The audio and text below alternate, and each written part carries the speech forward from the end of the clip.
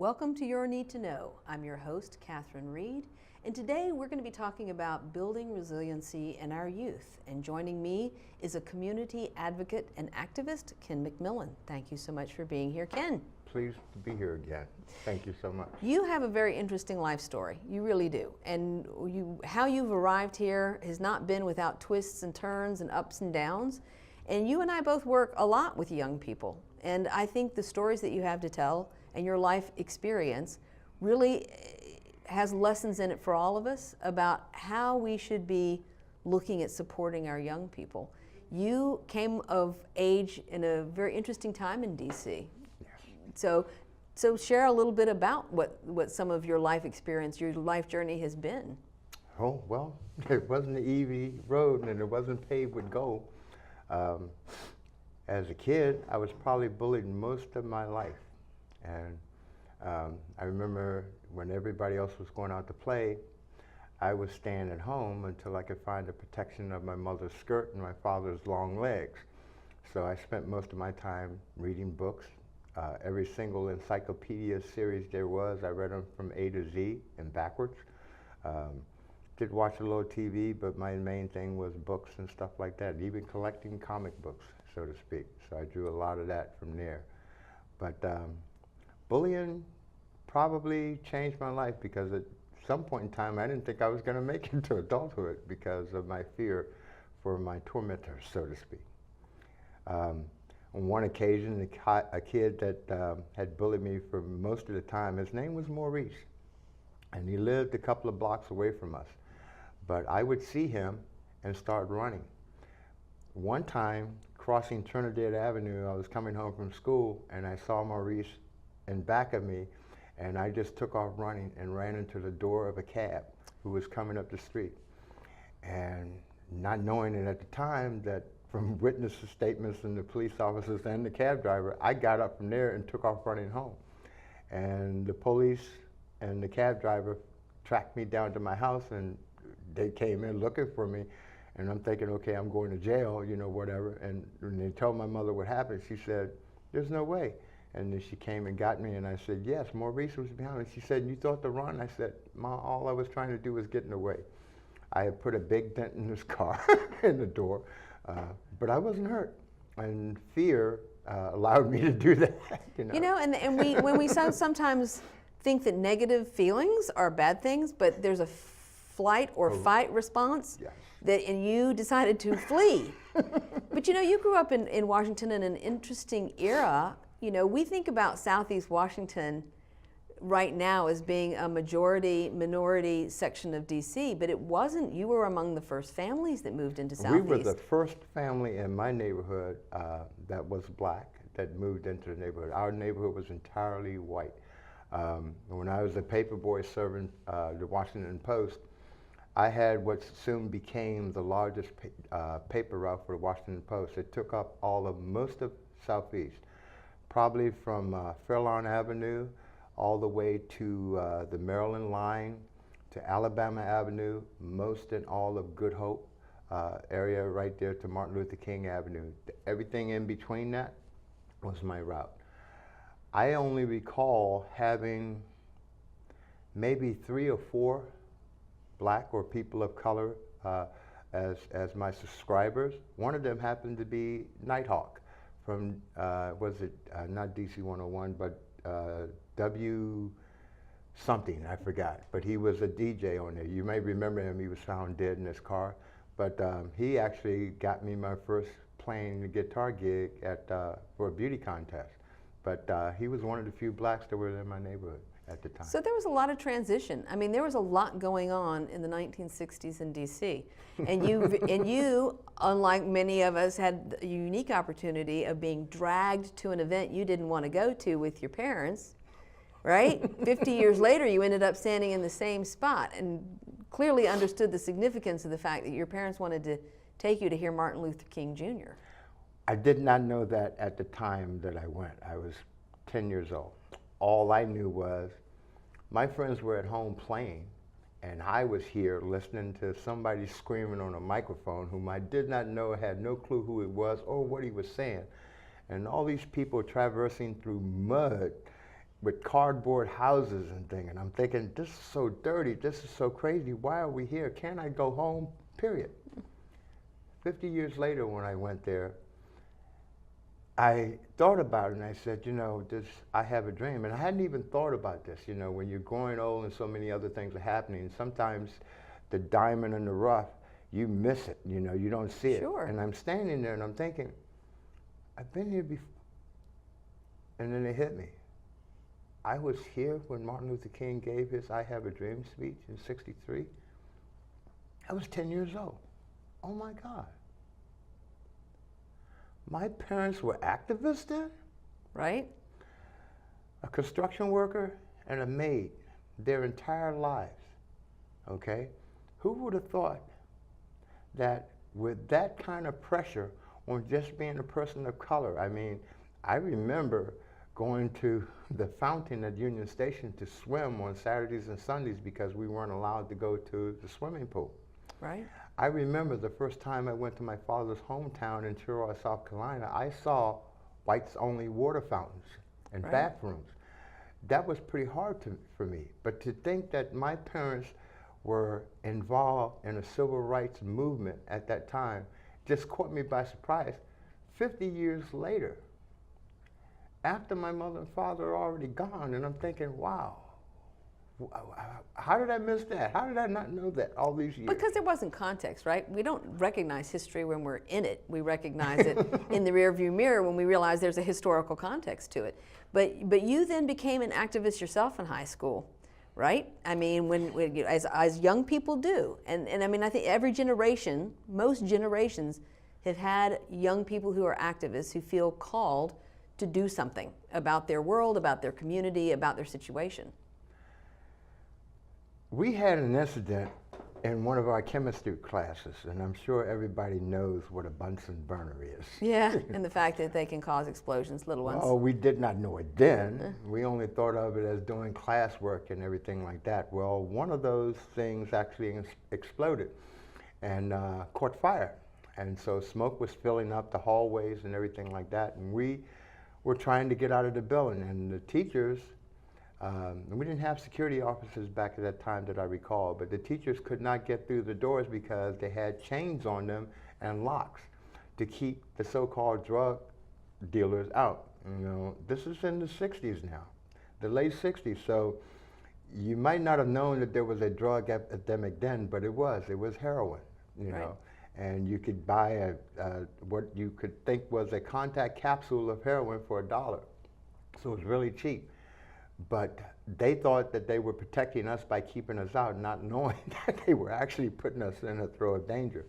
Well, we revolted against that. And we marched from our high school, which was Anacostia Senior High School, down Pennsylvania Avenue, across Sousa Bridge, all the way to the White House to complain about that. And we had national coverage then. Oh, I don't know national, I know we had local coverage, but you know, it hits me that I was part of that. You know, I was one of those leaders, you know. I didn't pull everybody together, but I was the one that was in front. The police made a pathway through us so that the cars wouldn't run us over and everything like that. And we made it all the way down to the White House with not a single incident. No tear gas, no arrest, nothing like that. And there was a crowd of us, and we made our point across, and we got the policy changed that year. So you found yourself again, as you and I were both at the March for Our Lives, Yes. also in DC, where we saw young people, all young people, standing on the stage trying to organize, motivate crowds of thousands about gun violence prevention. And you know, we weren't the leaders, you and I, standing there. The leaders were the young people. What were your thoughts when you saw them after decades had passed since you had marched yourself down Pennsylvania Avenue? My thought then was I was so proud, so happy of something that I realized a long time ago. So let's back step a little bit. So the first time I got involved in gun violence was at my high school, the same high school that we marched from for that problem there with the doors. One of my friends was shot in the boys' bathroom by another person who I knew of. I wouldn't call him a friend, but he shot, and I can't think of his name right now. I know him, but I can see his face. But this guy was so gifted as a singer. We used to have our talent shows, and lunch periods, we would stay in the auditorium, and he would play the piano and sing. Cornell. His name was Cornell.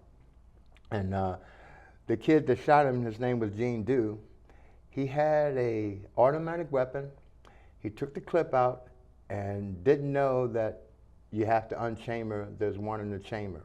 And he was playing and showing it off and everything like that, and shot Cornell in the stomach. And that ended his musical career. He didn't kill him, but it ended. And it was at that time that I stopped liking guns. So while I'm standing there in the March for Our Lives and I'm listening to these kids speak, and I thought to myself, I've always said we're going to be led to our salvation by children. I didn't know it would come that quick, and I didn't realize that I would see it in my lifetime. Not that big. I mean, I've seen small, plants of seeds sprouting, and becoming their own. But this was major. This changed the dynamic in ways that I didn't foresee coming. And I think everybody realizes it now, that as long as we've been talking about ending gun violence, when Parkland happened, that was a major change in the directive of what we've been trying to achieve. I've been protesting up in front of the NRA with other groups and stuff like that since Sandy Hook, a year after Sandy Hook.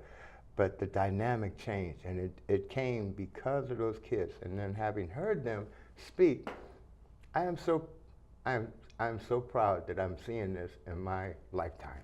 Me too. And it's a shame that this has to happen. I mean, it's ridiculous that the grown-ups at the table have not figured out how to protect young people from gun violence in their schools, in movie theaters, in shopping malls, in their own homes, where accidental shootings take the lives of little children every day. You call it accidental? I don't. There's nothing accidental about a child being shot in their home or in a friend's home because some gun owner failed to secure that weapon. And we are going to pause there because we're going to a break. When we come back, you're going to be listening to Ken McMillon and I talking about how we are building resiliency among our youth. So please join us after the break.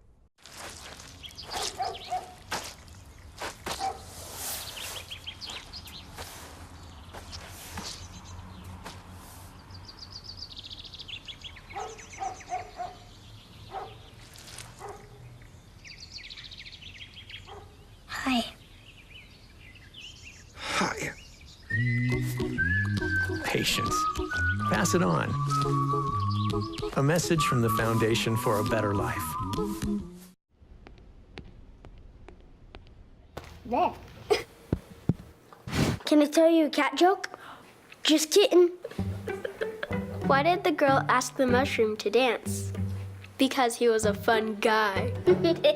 What do you call a pig that knows karate? Pork chop. Why was the basketball court all wet? Why? Because the players kept dribbling all over it. Can I tell you another one? So how does a tissue dance? Put a little boogie on it. What's Beethoven's favorite fruit? Banana. What is a boxer's favorite drink? Fruit punch.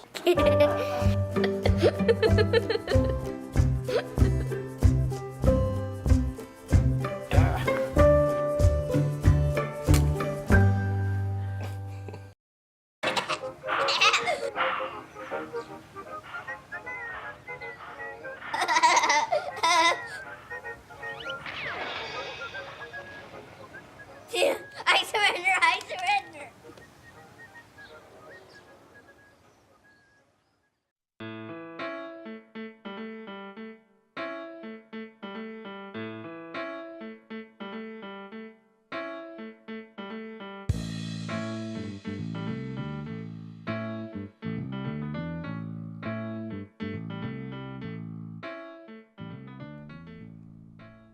Welcome back to Your Need to Know. I'm your host, Catherine Reed, And joining me today is Ken McMillon. He is a community activist and advocate here in Fairfax.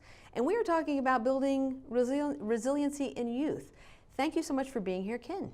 Thank you. You've got a little experience on you. I think I've got a little experience on me, but we're looking at young people and asking, how do we help support them? You know, one of the things that's a problem among young people is suicide. Yes. You know, and I don't think there's an easy answer for suicide. And we were talking about how people leave guns where children find them. And suicide by gun is way too common in this country. But beyond access to weapons, what we really have to look at are why children and young people are dying of despair. Why they feel like there is nothing to go on for, why they feel that there is not a community to support them. And how do we help this generation to find a way not to be defeated by the things that trouble them, the hurdles? Boy, that's a slippery slope, a tough one to climb. But I think we can start with by being aware, you know. Even if it's not your child, you have to be able to see something is amiss.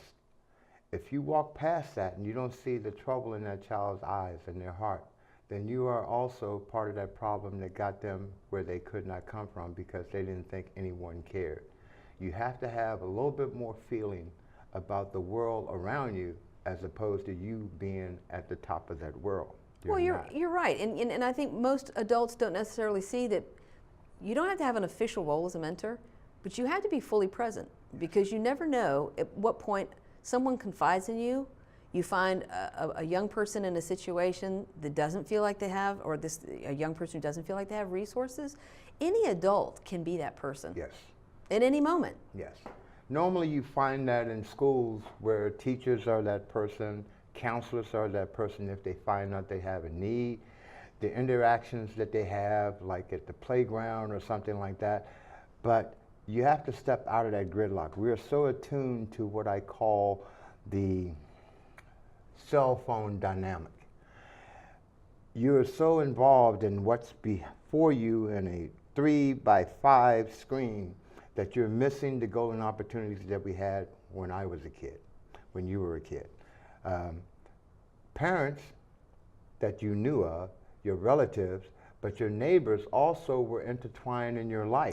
So true. If I went outside and I was playing and I did something wrong, my mother and father knew about it before I touched the doorknob going back into the house. Absolutely, because the whole neighborhood was responsible for all the children. All the children.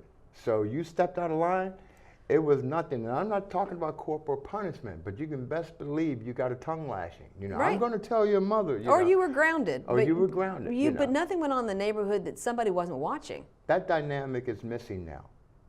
We feel that we don't want to get involved. It's not my problem. It's the parent, you know, and we walk away. Actually, it is your problem. Because whatever happens to that child, you're responsible for not mitigating that chance at the time that you had it, that opportunity that was delivered right to your front door. And it was delivered there for a reason, because you were there. So it was no accident that you saw that, okay, in the time continuum, you know, but you were there and you were supposed to do something, and you have to act on that. If I see a child crying, I'm going to ask what's going on.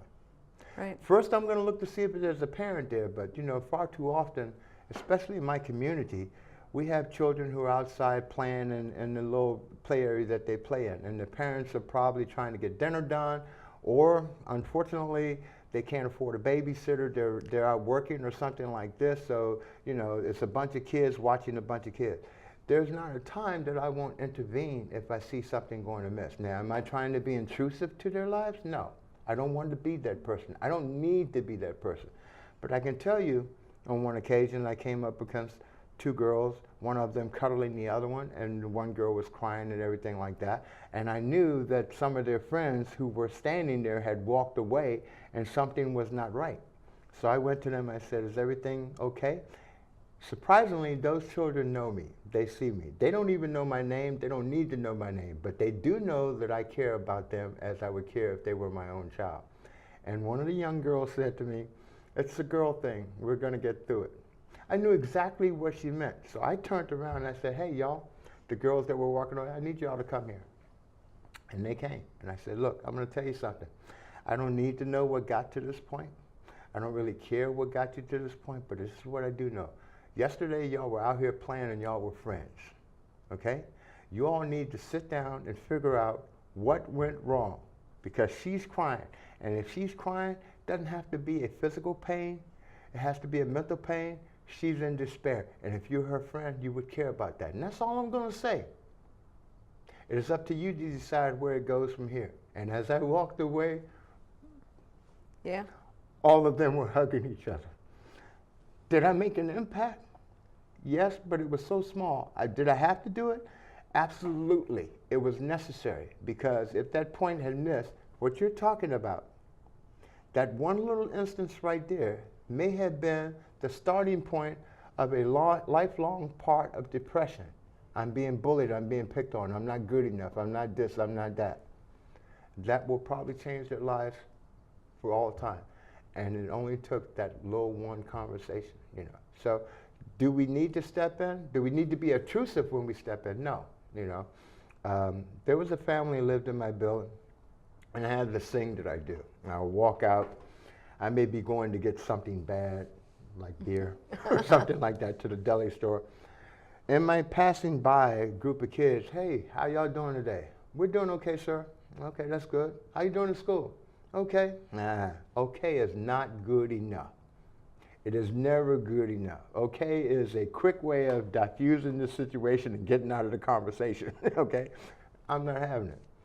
"So what are your grades?" "We're doing pretty good." I said, "Okay, let me ask you this.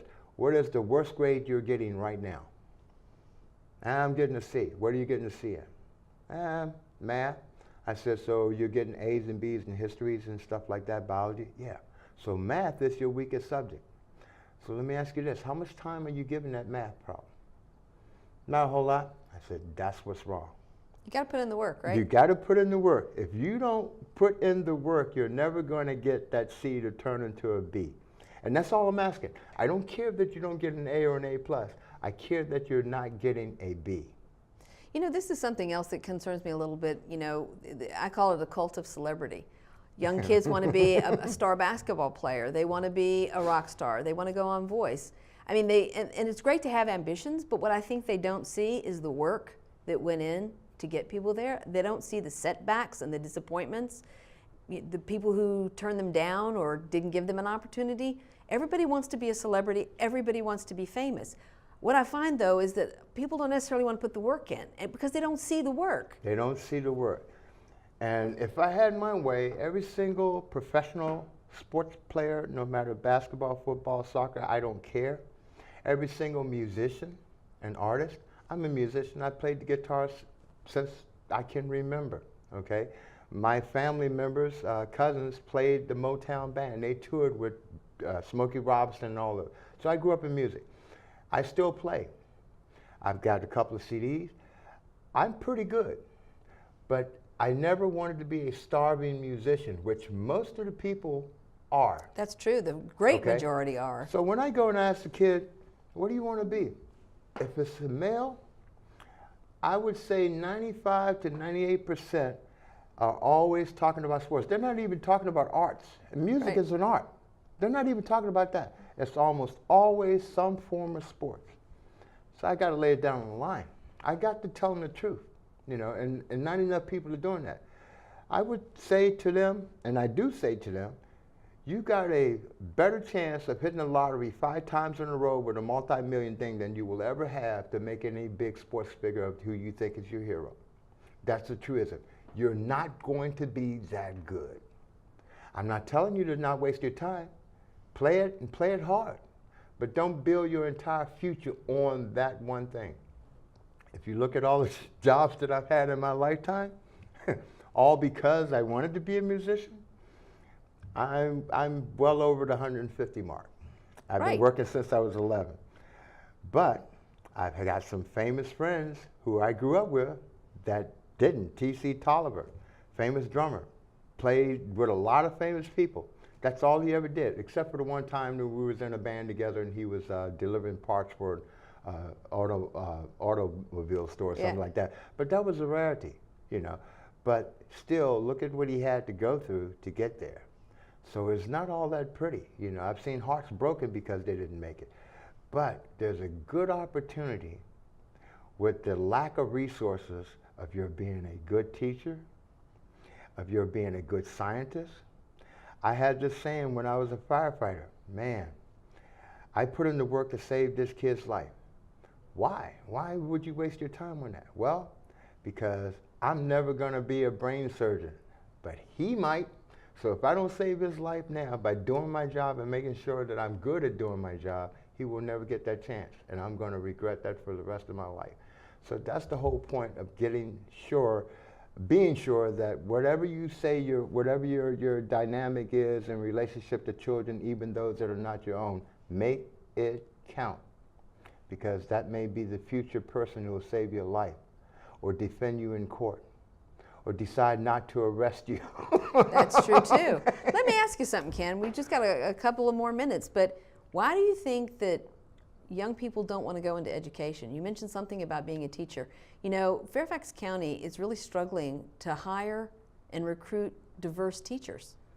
And why is it that our culture does not raise up and respect teachers to the point where young people are like, yes, I want to grow up and be a teacher? You don't find men pursuing teaching. You don't find minorities pursuing teaching. Most teachers in our schools are young white women. Universally, it doesn't even matter where it is in the United States.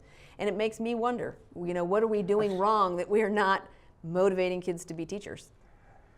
That's a very good point. Mrs. Gray, 4th grade. Sergeant, Mr. Sergeant, junior high school. Are those your heroes? Mrs. McMillon, English teacher in Anacostia High School. You know, people will say that of all the things that you'll forget in your life, you never forget the teachers that matter to you. And on that note, Ken, we're going to have to wrap up our show, but I want to thank you so much for being here, because I think your life lessons are important, and I think the outreach you do to the youth in our community is important as well. I think so too. And for everybody at home, this is what you need to know.